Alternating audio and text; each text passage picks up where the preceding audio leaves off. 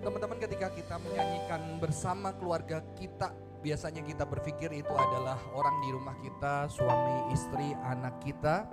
Tapi hari ini saya tidak berbicara tentang itu, karena di dalam Israel mereka juga disebut sebagai House of Israel, rumah Israel. Gereja juga disebut sebagai saudara seiman. Mari kita menyanyikan ref ini dengan sebuah pemahaman yang sedikit berbeda. Kita melayani bersama dengan teman-teman dekat kita yang ada di tempat ini, yang pernah ada di tempat ini, yang sekarang bersama dengan kita, termasuk tentunya keluarga kita. Bersama keluargaku melayani Tuhan, kita nyanyikan ref ini. Bersama keluargaku melayani Tuhan, bersatu selamanya mengasihi Engkau. Tiada yang dapat melebihi kasih-Mu ya Tuhan. Bagi kami Engkau segalanya. Bersama keluargaku, bersama keluargaku melayani Tuhan, bersatu selamanya mengasihi Engkau. Tiada yang dapat melebihi kasih-Mu ya Tuhan. Bagi kami Engkau segalanya. Satu yang terakhir, pikirin satu orang teman kita di sini atau di luar sana yang kita pernah layanin bareng. Kita nyanyikan lagu ini, pikirin, bayangin satu wajah orang. Bersama keluargaku melayani Tuhan, bersatu selamanya mengasihi Engkau. Tiada yang dapat melebihi kasih-Mu ya Tuhan. Bagi kami Engkau segala. Boleh ditambah orangnya yang lain. Bersama keluargaku, bersama keluargaku melayani Tuhan, bersatu selamanya mengasihi Engkau. Tiada yang dapat melebihi kasih-Mu ya Tuhan. Bagi kami Engkau segalanya. Terima kasih buat sahabat-sahabat, teman yang seperti saudara yang Tuhan kirimkan. Seperti keluarga di dalam perjalanan iman kami bisa belajar bersama mencintai Tuhan. Terima kasih Tuhan. Tuhan berikan kami keluarga di dunia, tapi juga Tuhan berikan keluarga di dalam Kristus. Ada wajah-wajah yang kami ingat, yang bersumbangsih terhadap pelayanan kami, perjalanan kami mengikut dan mengenal Tuhan. Kami bersyukur buat hari ini, dan biarlah kami boleh kembali mendengar kebenaran firman Tuhan. Tuhan boleh berbicara kepada setiap kami. Tuhan menguatkan kembali kami dan meneguhkan kami untuk melayani lebih lagi. Di dalam nama Tuhan Yesus Kristus kami berdoa. Amin. Silakan duduk saudara-saudara.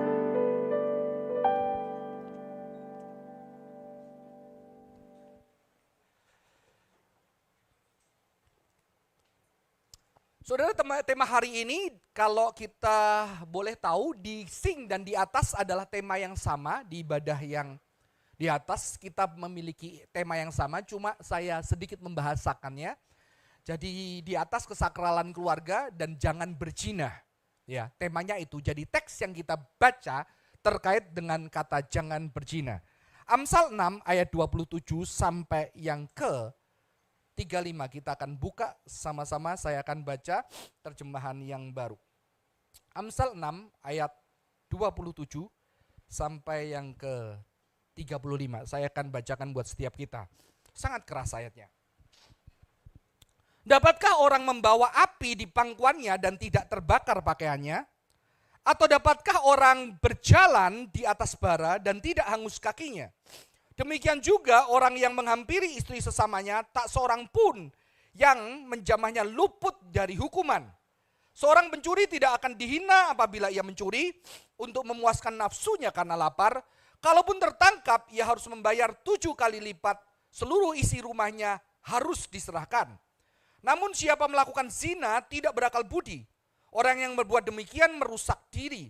Siksa dan cemooh diperolehnya, aibnya tidak terhapuskan. Karena cemburu membuat geram seorang laki-laki, ia tidak kenal belas kasihan pada hari pembalasan dendam. Saudara-saudara, sebelum kita gali ayat ini, jadi ketika berbicara tentang kesetiaan dan perzinahan, ketika ayat Alkitab disampaikan di dalam perjanjian lama selalu tidak hanya berbicara akan relasi keluarga.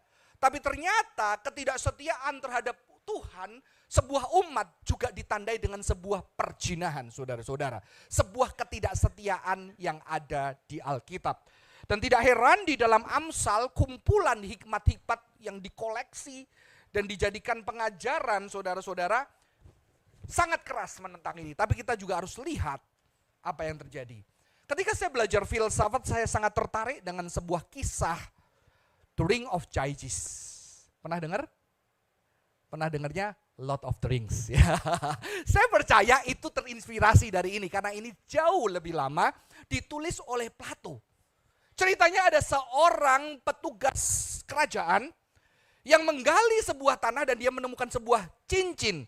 Dan ketika dia pakai cincin itu, ini disebut cincin itu, dan ketika dia pakai cincin itu, dia menjadi tidak kelihatan. Dan di situ dia mulai menikmati kondisi orang tidak bisa melihat dia melakukan hal-hal yang buruk. Maka dia melakukan kudeta kepada raja, dia meniduri istri raja, dan akhirnya dia membunuh raja dan dia menggantikan menjadi raja. Di dalam cerita ini yang dipertanyakan adalah, ketika kamu bisa mencuri, kamu bisa berbohong, kamu bisa melanggar hal-hal moralitas tanpa sebuah hukuman, apakah kamu masih punya alasan tidak melakukannya? Kalau kamu tidak dihukum, ya, apakah kamu tetap melakukan itu? Kalau kamu tidak ada konsekuensi, dan kalau kamu bisa tetap bebas seperti Gyges ini, kamu tetap melakukan hal-hal yang etik enggak? Morality enggak? Ya. Makanya tidak heran para filosof berpikir bahwa nggak bisa. Karena banyak orang harus ada konsekuensinya. Harus ada hukum untuk orang bisa tidak melakukan sesuatu. Betul kan? Maka anak kecil kita hukum kalau kita salah. Kalau mereka salah, mereka kita hukum. Kalau mereka benar, kita dapat hadiah. Tapi kenyataannya masalahnya adalah tidak bisa dihukum kalau tidak ketahuan, betul? Maka puji Tuhan ada God's eyes, CCTV, ya kan? Sekarang ada suaranya. Ya, jadi jangan sembarangan di kantor lu CCTV-mu bisa rekam suara lu, ya, sehingga bisa kerekam semua saudara-saudara. Makanya sekarang kita mulai resah dengan chat, bisa di crop, bisa dikirim, betul? Rekamannya bisa disimpan, bisa di situ. Maka akhirnya pertanyaannya adalah ketika tidak tertangkap, tidak terhukum, apakah kita melakukan itu dan kita melakukan sesuatu itu, apakah karena itu benar atau karena sebetulnya kita takut hukuman? Ya. Maka para filosof berkata begini, perlu ada polisi. Kalau nggak ada polisi, maka perlu ada agama. Agama yang menciptakan Tuhan yang tidak kelihatan dan maha hadir untuk menakut-nakutin orang supaya masyarakat normal. Jadi beberapa filosof percaya agama dan Tuhan adalah sebuah ciptaan kekuasaan supaya orang takut dan tidak melakukan dosa. Nanti di dunia yang akan datang kamu dihukum karena berdosa, saudara-saudara. Ya. Dan ini menjadi permasalahan filsafat. Apakah betul manusia ketika tidak ada konsekuensi dan tidak mungkin ketahuan apakah dia akan melakukan hal yang benar atau dia tetap melakukan hal yang tidak benar, saudara-saudara? Kira-kira kita gimana? Ya. Saudara-saudara, Dan ini akan dipertanyakan kepada ayat-ayat demikian. Ayat tadi yang kita baca ada konsekuensinya. Ketika kamu lakukan ini ada konsekuensinya. Permasalahannya kalau nggak ada konsekuensinya kamu tetap tidak melakukan, tidak. Itu pertanyaannya saudara-saudara. Dan kalau kita baca ayat ini sekarang santai. Karena apa? Karena kita tidak hidup di dalam budaya yang dulu. Kalau kita hidup di dalam budaya yang dulu saudara-saudara, mati. Ada ayatnya berkata begini, bila laki-laki berzina dengan istri orang lain, yang berzina itu harus dihukum mati, dua-duanya. Laki-laki kedapatan tidur dengan perempuan yang bersuami, maka keduanya harus mati. Haruslah kau hapuskan yang jahat dari Israel. Israel harus kudus, nggak boleh ada yang jahat, perzinahan sebagai sesuatu yang jahat, maka harus mati. Maka tidak heran ketika ada wanita berzina di zaman Yesus, orang-orang mengatakan apa? Ayo kita lemparin batu. Ayo, dilemparin batu nggak? Saudara-saudara, coba Anda jadi orang zaman itu, dan ngelihat orang berzina, diarak, dimasukin lubang seperti itu, terus dilemparin. Kira-kira trauma gak? Takut gak? Takut ya? Kalau gak takut gila. Ya, atau semakin seru, asik. Asik tuh lihat.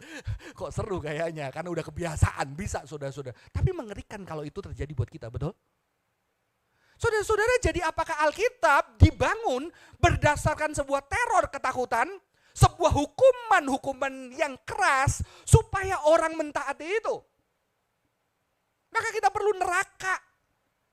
Digembor-gemborkan konsepnya dengan kencang supaya orang menghidupi moralitas. Padahal jelas Alkitab mengatakan bahwa di dalam Kristus tidak ada ketakutan. Roh ketakutan, ada kemerdekaan. Kabar sukacita, bukan kabar teror. Kabar kebebasan, kabar cinta, saudara-saudara. Saudara-saudara, sebetulnya ini adalah sebuah penekanan akan hukum yang ke-7. Kamu jangan berzina. Berzina artinya istri sesama. Saudara-saudara, pada zaman itu wanita seperti ternak itu adalah kepemilikan bagi orang. Jadi wanita pada masa itu haknya belum begitu naik. Walaupun kalau kita lihat Alkitab dibandingkan budaya-budaya yang seberang, Alkitab lebih menaikkan, tapi tetap wanita masih secondary. Jadi menikahi atau berzina dengan istri sesama. Kalau yang bukan istri sesama harus dinikahin saudara-saudara ya. Ada aturan-aturan yang saudara bisa baca sendiri. Dan di sini perzinahan Alkitab ngomong apa? Kamu itu kayak memangku api. Jadi kalau kita baca Amsal sering itu paralel. Ada paralel. Ada konsekuensi di sini ya. Paralel A, B, A, B, A, B. Itu cara membaca sastranya. Ya. Maka di sini apa? Memangku api tidak terbakar. Siapa yang pangku api tidak terbakar? Siapa yang jalan di atas bara tidak hangus kakinya. Siapa yang hampiri istri sesamanya tidak dihukum. Ya. Ternyata ada penghukuman yang dikatakan di situ. Pencuri yang tertangkap harus bayar 7 kali lipat. Semua tindakan ada konsekuensinya. Yang kedua, berbuat zina, merusak diri. Ada apa? Ditambahin lebih detail. Siksa, cemooh, aib, shame. Karena di dalam budaya kuno, rasa malu itu lebih berat daripada rasa bersalah. Dipermalukan. Maka kadang-kadang diarak di pinggir jalan, ditelanjangin, dilemparin batu. Karena itu bukan hanya penghukuman, itu adalah mempermalukan yang tidak akan lupa seumur hidup. Kalau orang sudah dipermalukan, dia tidak akan lupa. Kalau kesalahan bisa ditebus, saudara-saudara. Tapi biasanya bercampur ya. Saya juga baru tahu istilah hidung belang. Ternyata istilah hidung belang di Indonesia, kalau tidak salah mulai di Jawa Tengah, di kota Jogja, itu mulai dari para pejinah, itu akan diikat di tengah alun-alun, dan ketika diikat, hidungnya dicoret-coret jadi belang saudara-saudara.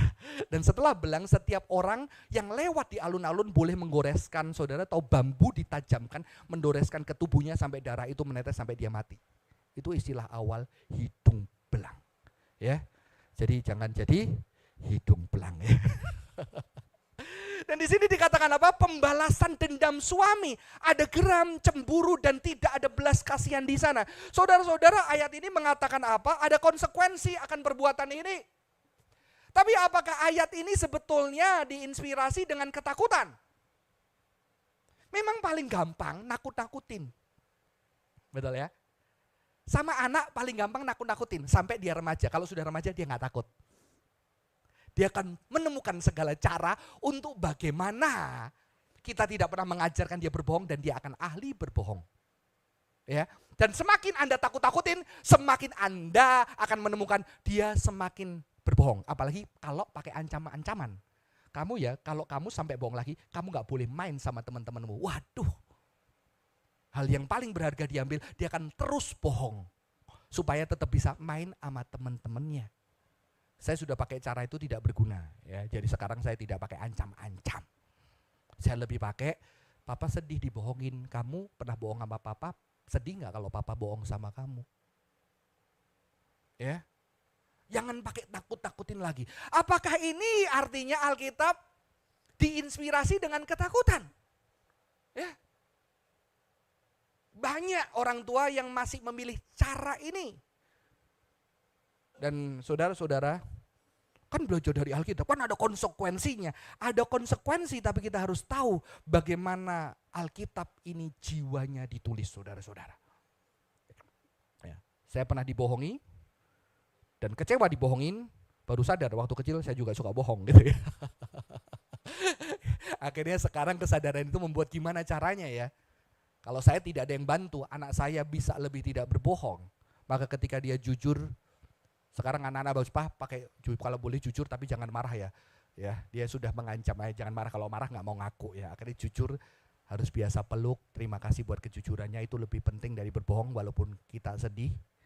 Dan kita juga bisa membukakan, ya saya pernah cerita, saya marahin anak saya, kalau nggak boleh mainan lagi. Akhirnya ternyata dia malah bohongnya secara komunal. Adiknya suruh bohong, diancam-ancam gitu ya. Biasanya gitu kan. Nanti ada istilah kalau sister apa di bahasa Gen Z itu persahabatan saudara nggak boleh bongkar ke orang tua. Apa bahasanya? Nggak tahu ya, kalian bukan Gen Z ya. Anak saya punya bahasa tuh, Pak nggak bisa Pak, kita sudah terakhir perjanjian, kita saling menjaga katanya. Saudara-saudara, ternyata itu tidak berguna dan akhirnya saya cuma waktu itu, akhirnya adiknya masih kecil masih bisa bohong, kalau udah gede nggak bisa. Ya kan? Kalau udah sama-sama remaja nggak bisa, adiknya ikut bohong pasti. Tapi ternyata yang bisa saya lakukan adalah ayolah saling jaga, saling berusaha. Ya. Karena papa pengen kamu berusaha. Saya ingat sekali waktu kecil itu dulu mereka bohong. Terus saya bilang, janganlah bohong karena papa pengen tetap kamu main sama temanmu. Tapi papa sedih kalau kamu main sama dia kamu jadi bohong. Karena papa gak pernah ajarin kamu bohong.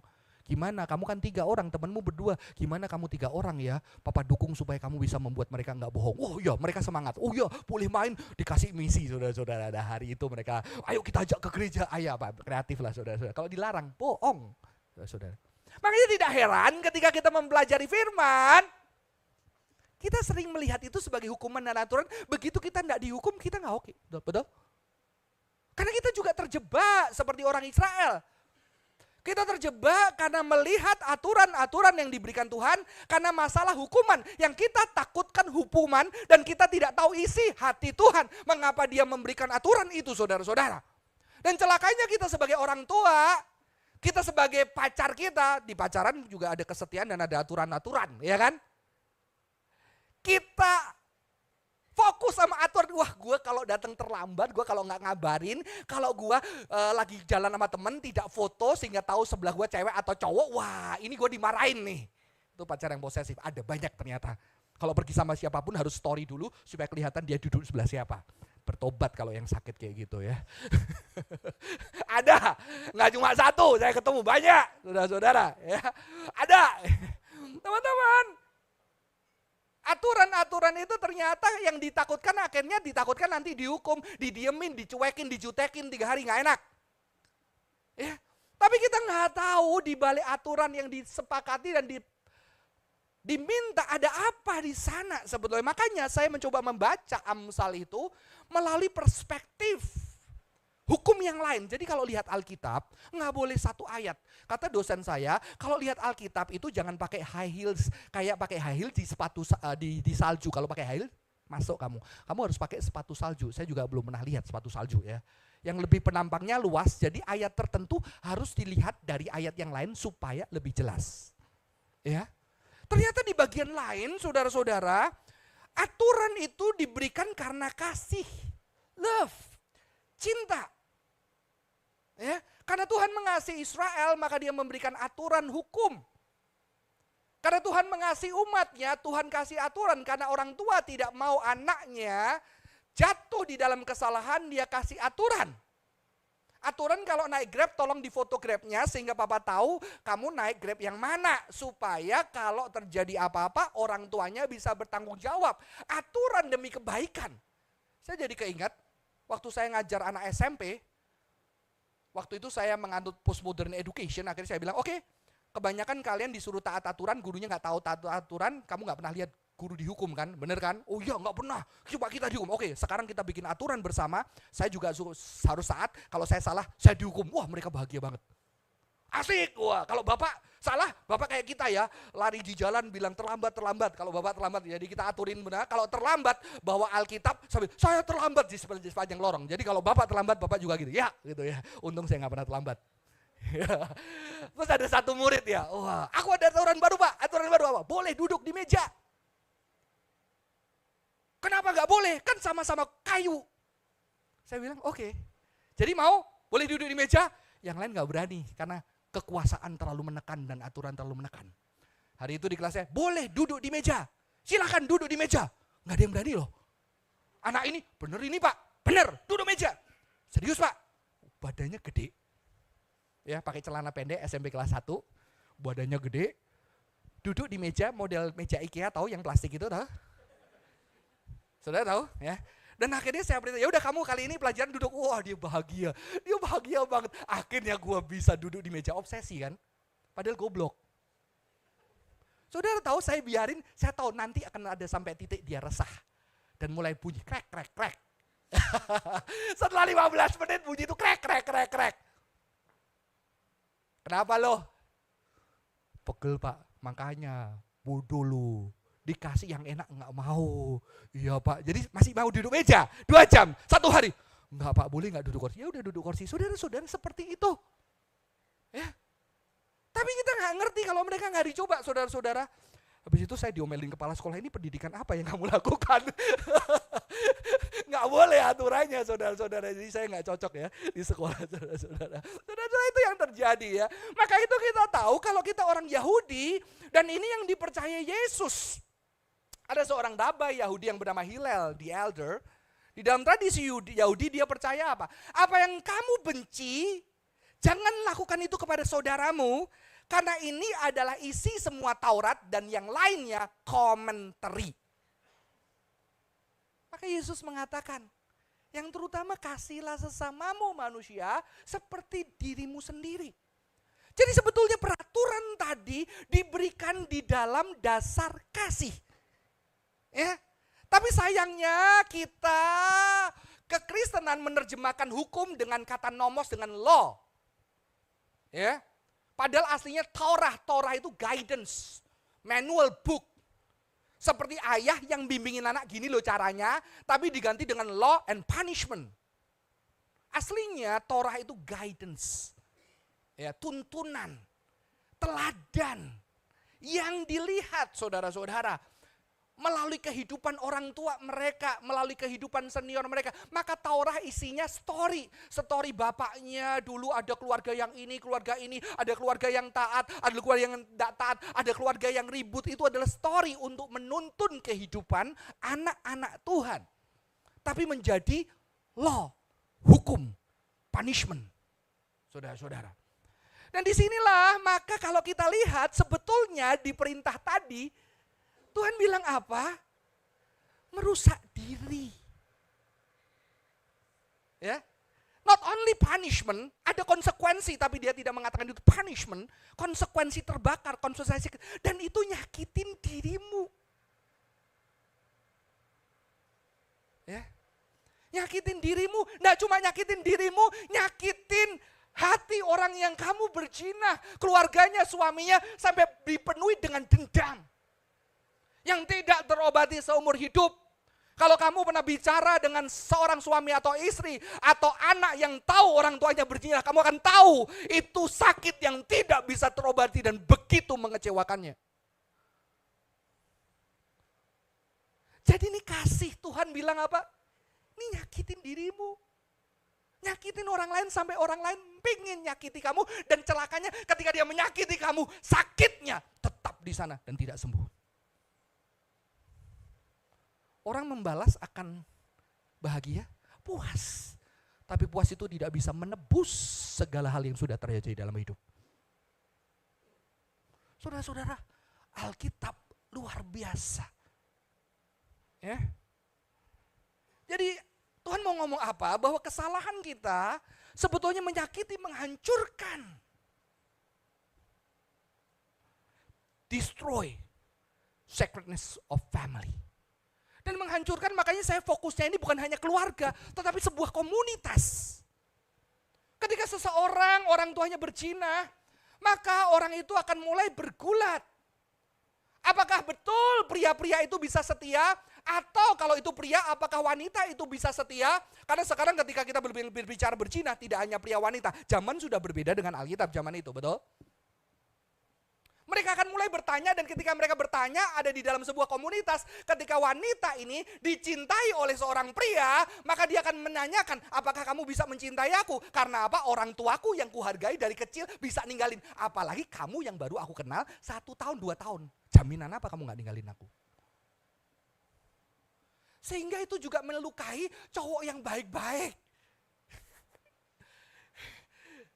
Yang gak pernah berzina dan dia memang setia karena dia mungkin punya bapak yang berzina dan dia tidak pengen berzina kayak bapaknya, dan akhirnya dia berjuang, kok gak dipercaya, gue bukan bapak, gue benci juga sama orang-orang yang berzina. Saudara-saudara, dia melukai banyak hal. Tidak hanya itu, makanya saya mengatakan keluarga secara luas, gereja, umat Tuhan terlukai. Karena ini juga melukai kesakralan dari keluarga. Apalagi ketika sampai bercerai, aduh itu melukai saudara-saudara. Celakanya lebih melukai lagi gereja ketika lihat itu akan bilang, wah Kristen kok bercerai. Itu lebih lukain lagi. Ya. Itu lebih melukain lagi karena itu keluar dari keluarga di dalam satu umat Tuhan yang menyatakan kasih. Mereka lupa bahwa Tuhan itu datang buat orang kayak apa. Tuhan duduk buat orang yang kayak apa. Ya. Tuhan memberi kesempatan buat siapa aja saudara-saudara. Cuma masalahnya saudara-saudara, ini saya masuk ke dalam ya. Jadi kalau kami di khotbah suruh belajar, oke, nggak boleh berzina, tahu. Oke, benar, ya udah jangan berzina. Oke. Tapi masalahnya kan ada orang yang tahu itu ngelukain keluarganya, itu ngelukain komunitasnya, itu ngelukain dia tetap melakukan. Jadi kata-kata jangan berzina nggak cukup. Betul? Karena tetap melakukan. Tetap terjadi. Yang melakukan sadar secara pikiran, ini nyakitin anakku, ini nyakitin istriku, ini nyakitin semua. Tapi drive di dalam diriku kok tetap ke sana. Ya. Saya bersyukur saya sekolah di STT Reform, kalau khotbah nggak boleh cuma aplikasi.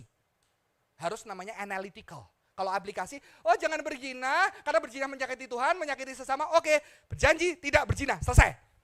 Itu nggak analytical, itu dapat teori, praktek, selesai. Itu anak TK, SD. Sekarang SD aja udah analytical. Beauty and the Beast, yang benar cerita ini atau ini, gitu ya. Ada 2 cerita versi berbeda. Itu udah analytical, mana yang benar, gimana caranya kita tahu. Sekarang pergumulannya adalah gimana gue udah tahu itu salah, itu nggak benar, tapi aku kok tetap melakukan itu. Ada orang yang sudah melayani, ketika dia kena, dia berzina dan otaknya udah nggak jalan. Ini pertanyaan kedua, saudara-saudara. Ini kita masuk ke dalam analytical. Dan di sini saya dibantu dengan sebuah teori ya. Ada yang namanya, saya mengintegrasikan psikologi dengan embodiment. Ya saya search ternyata udah ada yang ngomong embodied unconscious desire. Ya. Dia tahu yang benar, dia tahu nyakitin anaknya, dia tahu nyakitin istrinya, dia tahu nyakitin keluarga sana. Tapi dia punya embodied unconscious desire. Hasrat terpendam yang dipendam, yang dia juga sudah lupa dan dia tidak sadar. Ini yang tahu-tahu muncul ketika dia dapat. Apa? Dicintai, diingini, dipilih, dianggap, diakui, ditemani, dimengerti, diperdulikan, dihargai, diterima, dipedulikan. Kembali, dipilih, diperjuangkan, dipertahankan, diingat, dan segalanya. Ya mungkin dia nggak dapet ketika bersama dengan keluarganya, istrinya. Dan dia terus bertahan karena dia diajarkan Alkitab harus mencintai, mengasihi orang lain, mengasihi keluarga. Dia terus bertahan melupakan kebutuhan dirinya, bahwa dirinya perlu dicintai, dan terus mendrive dia sampai suatu hari dia semakin kosong. Dan ketika kosong, tahu-tahu ada satu orang yang mengisi kekosongan itu. Habis. Unconscious desire. Saya kasih cerita. Ada seorang bapak, anak adopsi. Dan ketika dia diadopsi, dia punya anak dan dia sayang sama anaknya. Sayang banget. Tapi suatu hari dia lihat ada satu anak yang tidak diurus. Dan dia benar-benar iba.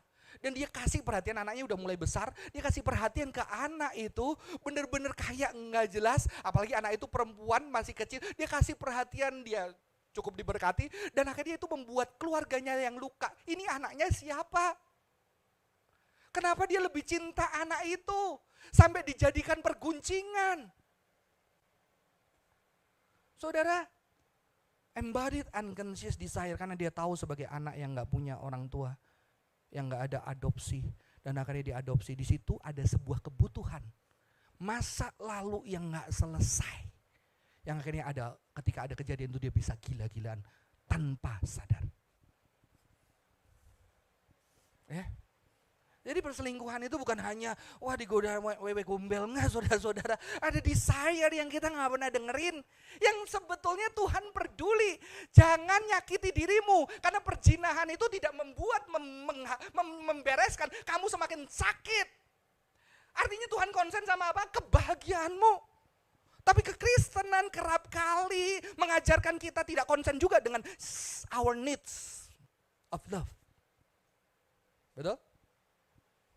Karena kita diajarkan sacrifice. Tidak salah saudara-saudara. Tapi saudara ingat ayat firman Tuhan. Kasihilah sesamamu. Karena untuk melakukan hukum ini kamu harus sadar bahwa kasih. Kalau kamu tidak pengen orang lain, kamu gak pengen hal itu terjadi dalam dirimu, jangan lakuin orang lain. Jadi kamu harus tahu apa yang kamu gak pengen. Paham?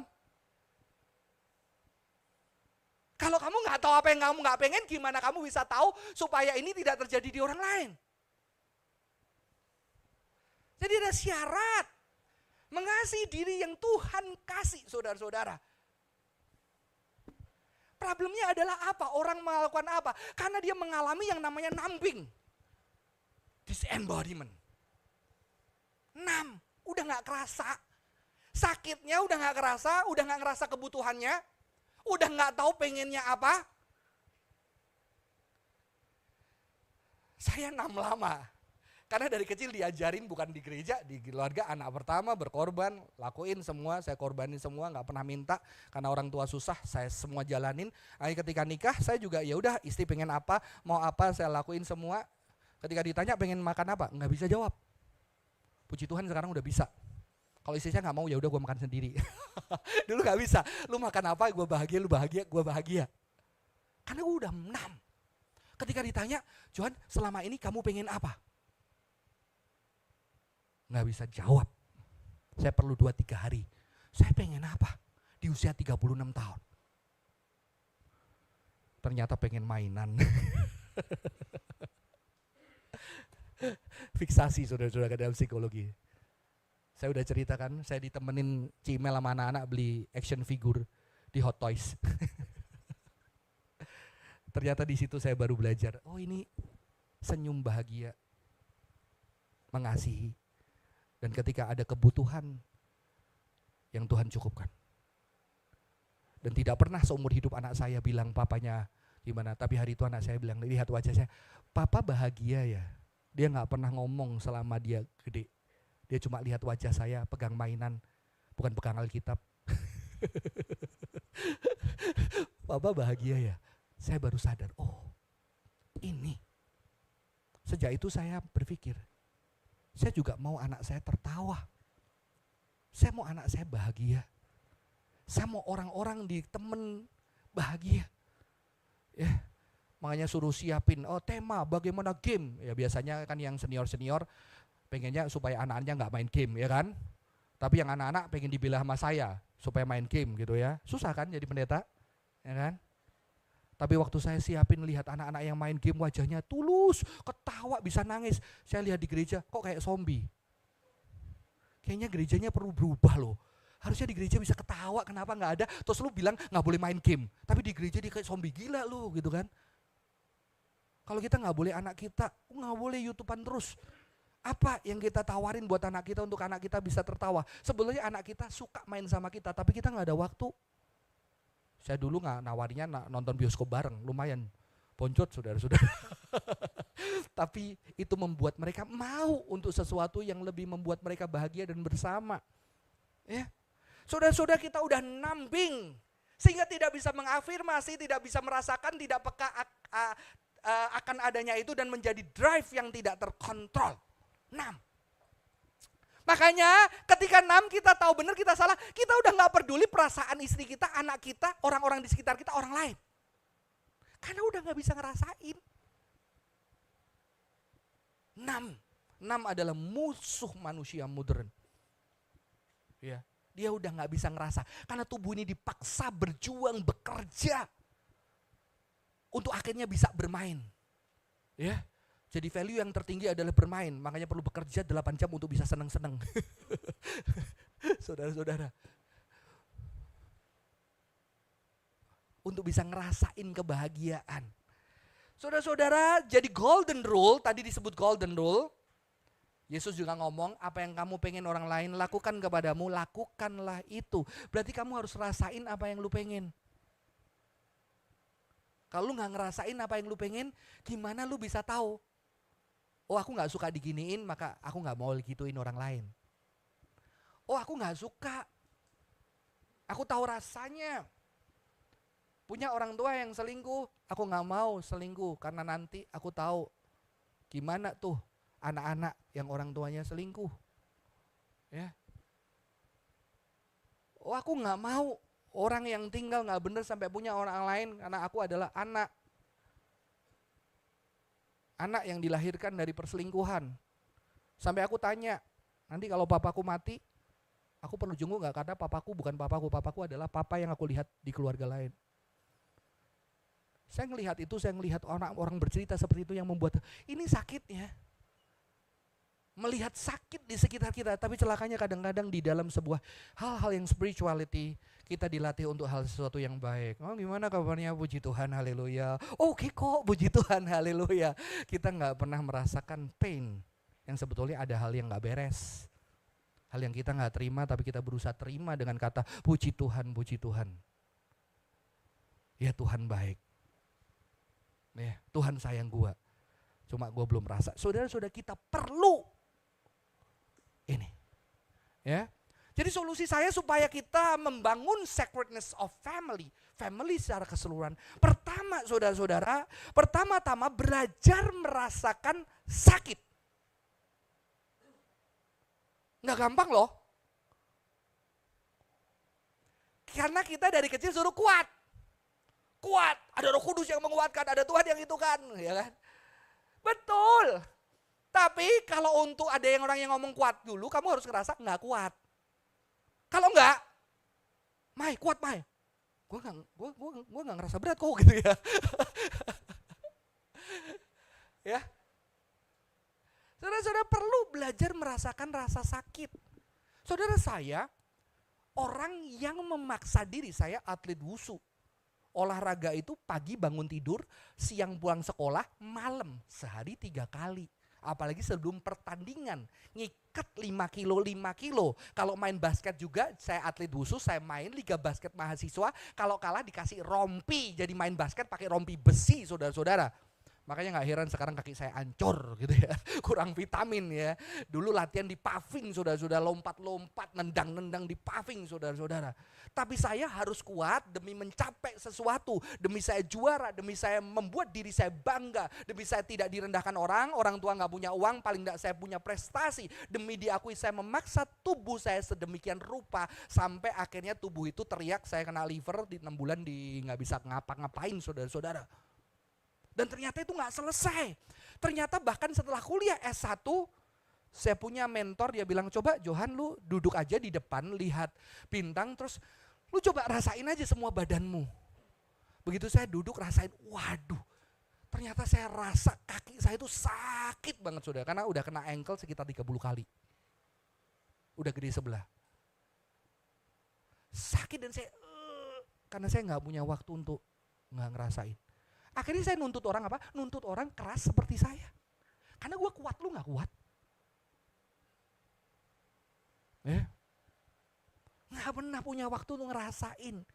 Orang takut ngerasain, kenapa? Nanti gue lemah. Saya melatih satu embodiment di sekolah teologi, akhirnya murid-murid bilang, Pak, protes, kenapa? Embodiment tidak cocok buat kami, kenapa? Dulu kami kuat Pak, sekarang kami apa-apa sakit.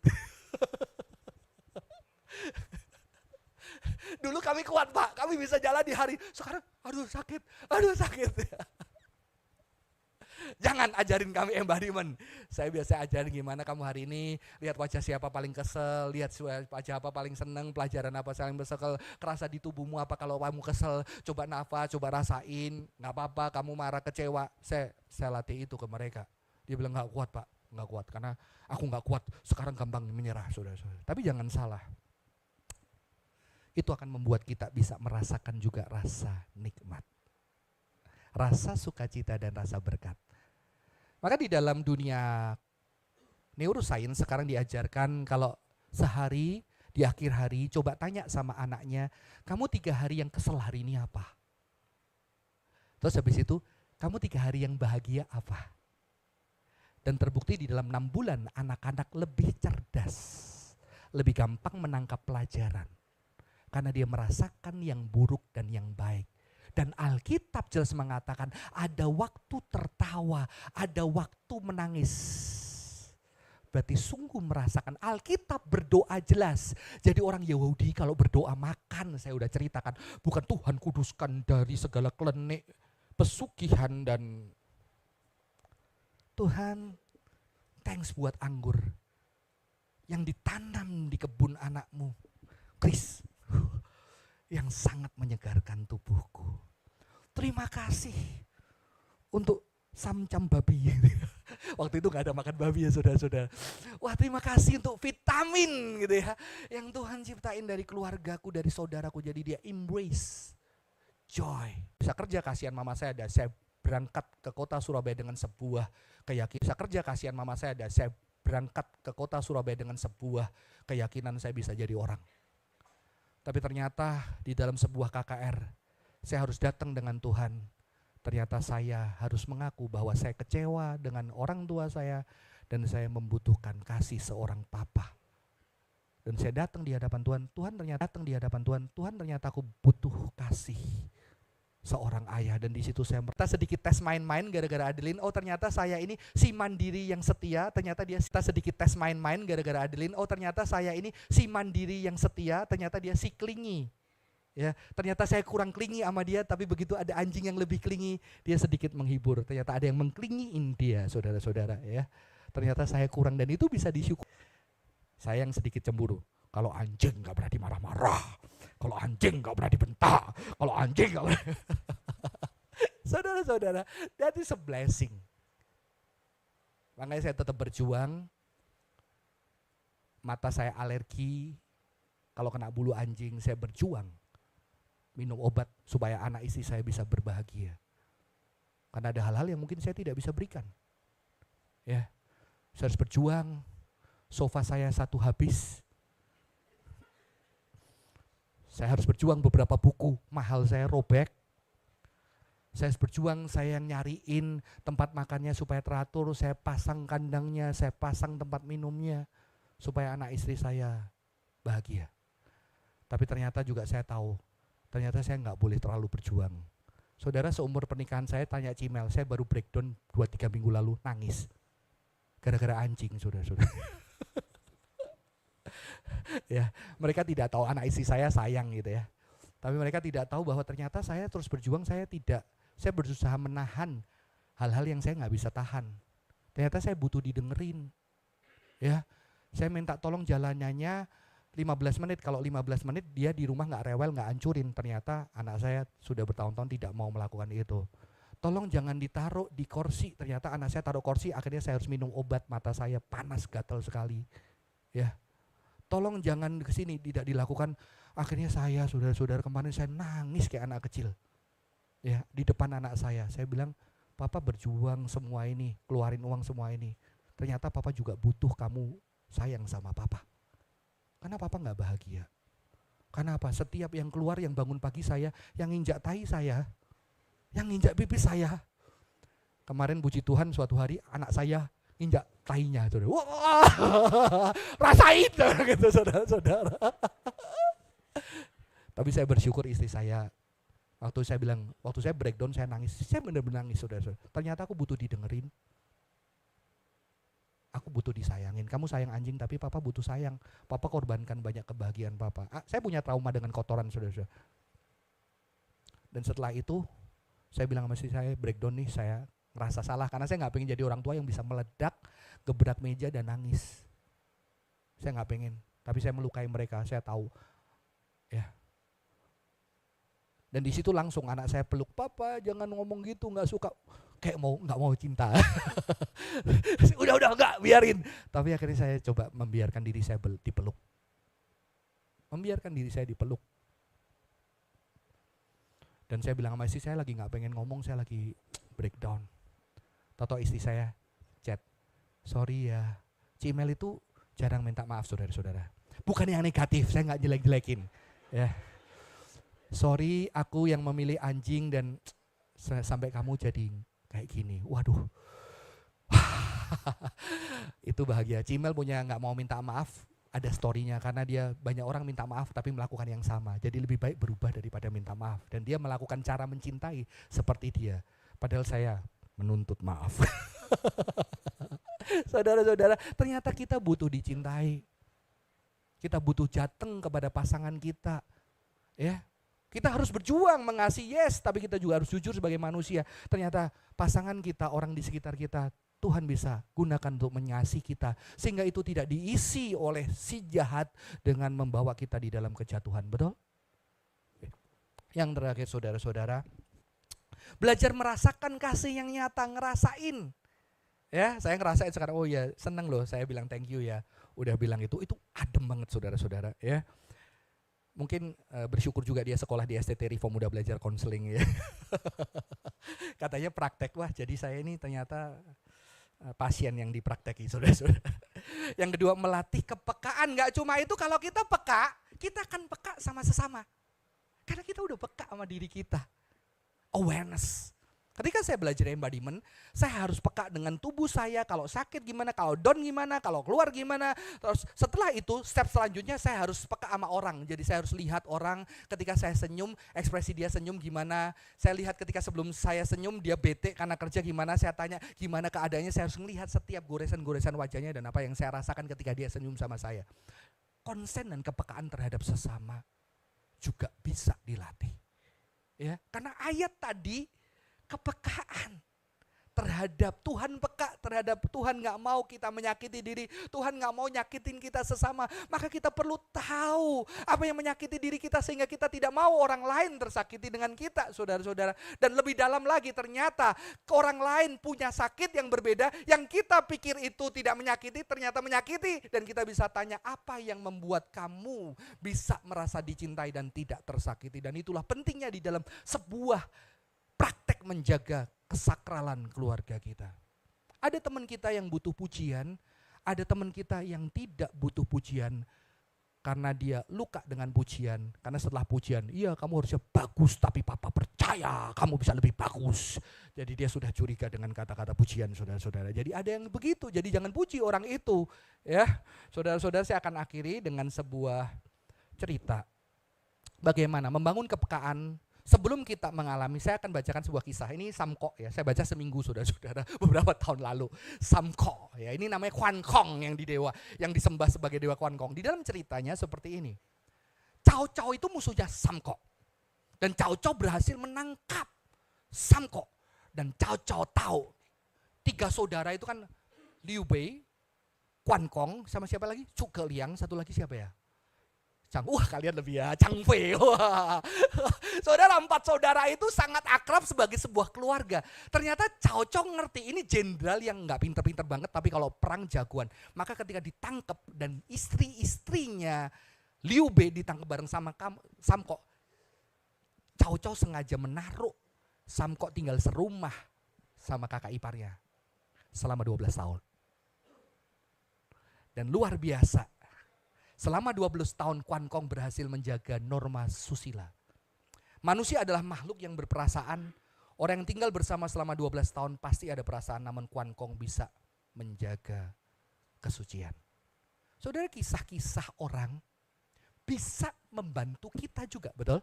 Ketika kita mendengar cerita orang di sekitar kita, kita bisa membantu untuk kita bisa setia. Ketika kita mendengar keluarga-keluarga yang setia hancur yang seperti apa, kita mau dan belajar untuk tidak seperti itu. Makanya Alkitab dipenuhi dengan kisah-kisah yang menyentuh hati.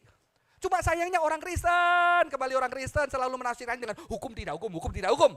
Tidak pernah membuat cerita itu indah yang sampai aduh kayak nonton Korea, ya gue gak mau kayak dia gitu loh. Padahal Alkitab itu story. He gave us story. Kisah yang bisa menyentuh kita. Dan bayangkan saudara, kita baru dengar tersentuh. Kalau ternyata kita lihat itu menjadi pengalaman tubuh kita. Begitu itu adalah kekuatan yang dahsyat. Kekuatan pengampunan. Kekuatan kasih. Kekuatan penerimaan. Sehingga kita bisa menghidupi sacredness of family. Family secara kecil, family secara besar. Saya ingin kita mendengar satu pujian. Fani akan bantu saya menyanyikan satu pujian. Ketika mempersiapkan ini malam itu saya dapat satu lagu saudara-saudara. Ada teksnya di depan. Nanti setelah itu singer worship leader boleh bantu saya nyanyi.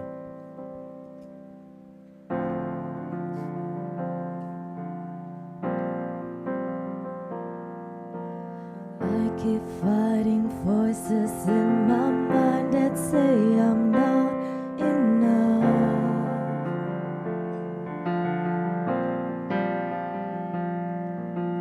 Every single lie that tells me I will never measure up.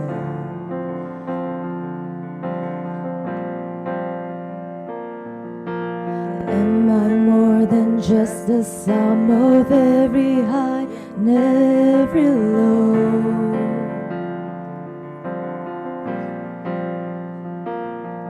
Remind me once again just who I am, because I need to know. Oh, you say I am loved when I can't feel a thing.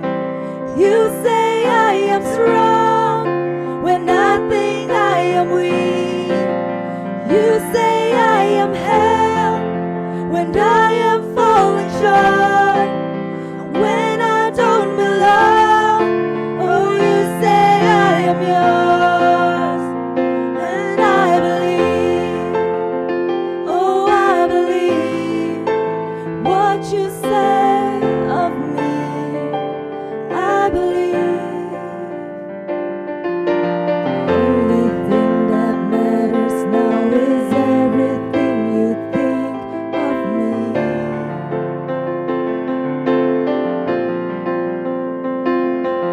In you I find my worth, in you I find my identity. Ooh, you say I am loved when I can't feel a thing. You say I am strong when I think I am weak. And you say I am held when I am falling short, and when I don't belong. Oh, you say I am yours. I believe. Teman-teman, saya tertarik dengan teksnya. Nggak ada teksnya ya? Nggak ada, nggak apa-apa. You say I am loved when I can feel a thing. 6. Jadi satu kondisi nggak bisa ngerasain cinta. Ternyata Tuhan ngomong, aku cinta kamu. Dan kita mulai merasakan cinta itu. You say I am strong when I think I am weak. Saya berpikir saya kuat. Ternyata saya lemah. Aku gak kuat Tuhan. Udah kuat sih. Tuhan bilang kuat. Dan di situ saya bisa menerima kasih Tuhan. You say I am held when I am falling short. When I don't belong, you say I am yours. Jadi sebetulnya kita melihat setiap hukum Tuhan adalah untuk mencintai kita. Dan kita bisa datang dengan sebuah kerinduan kejujuran. Kita butuh dicintai sehingga kita tahu hal yang kita suka, hal yang kita tidak suka. Sehingga ketika kita berjumpa dengan orang lain, berjumpa dengan anak kita mulai lihat waktu dulu saya jadi anak, saya gak suka kayak apa ya, saya suka seperti apa. Dan kita mulai mengasihi dengan sebuah cara yang baru. Bukan hukuman dan tidak hukuman, tapi dari kasih kepada Tuhan, kasih sesama dan diri. Mari kita tundukkan kepala kita. Teman-teman, mari kita datang di hadapan Tuhan. Kita boleh jujur. Kalau boleh, kita boleh jujur mengatakan satu hal yang kita sebetulnya butuhkan dari orang lain, orang yang sekitar kita, anak, istri, keluarga, orang tua. Kita jujur di hadapan Tuhan. Tuhan, ternyata aku butuh penghargaan. Tuhan, ternyata aku butuh pengakuan. Tuhan, ternyata aku butuh kehadiran. Ternyata aku butuh dicintai. Sehingga kita tahu kelemahan kita, unconscious desire kita. Dan setelah ini kita juga bisa berpikir, kita mungkin pernah berbahagia dengan itu. Ketika kita tidak diakui kebutuhan kita, tapi ternyata ada Tuhan kirimkan. Mungkin orang tua kita atau sahabat kita, pasangan kita pernah appreciate orang di gereja. Dan kita bersyukur Tuhan, ternyata mungkin aku tidak dapat dari orang yang kuharapkan, tapi ternyata aku dapat banyak hal. Ternyata itu bisa diisi oleh saudara-saudaraku secara sehat. Terima kasih Tuhan. Kita bisa peka, kita tahu kebutuhan kita tahu peka, ternyata kita nggak enam, kita lihat. Ternyata dalam perjalanan bertahun-tahun ada orang yang bisa melihat dan mengisi kebutuhan kita. Dan kita bersyukur sehingga kebutuhan itu tidak dicari di tempat yang salah. Dengan perselingkuhan, dengan perzinahan, dengan pencapaian. Tapi kebutuhan itu dicari di dalam Kristus, di dalam persaudaraan, di dalam keluarga yang Tuhan berikan. Dan marilah kita berjanji di hadapan Tuhan. Tuhan, aku mau dipakai Tuhan untuk juga boleh mengisi desire teman-teman untuk mereka bisa merasakan cinta Tuhan melalui kehidupanku. Tuhan, inilah firman Tuhan yang sudah diberitakan. Biarlah kami boleh melihat isi hati Tuhan ketika menyampaikan firman itu. Biarlah kami boleh terbuka dengan segala kelemahan kami. Mungkin tidak mengumbar secara publik kepada 1-2 orang yang kami percaya kami bisa jujur ngomong sama mereka. Ternyata kami butuh hal tertentu, kami pikir oke, ternyata kami tidak oke. Dan kami bersyukur ketika orang-orang itu mengasihi kami. Dan tapi juga kami mau Tuhan hadir kepada orang lain untuk juga memperlakukan mereka seperti kami mau diperlakukan. Bahkan memperlakukan mereka seperti mereka ingin diperlakukan. Dan kami bisa memperhatikan pasangan, orang tua, anak kami, saudara kami dengan cinta yang sama. Terima kasih Tuhan, berkati anak-anak-Mu di dalam pergumulan. Di dalam nama Tuhan Yesus Kristus kami berdoa. Amin. Tuhan Yesus memberkati.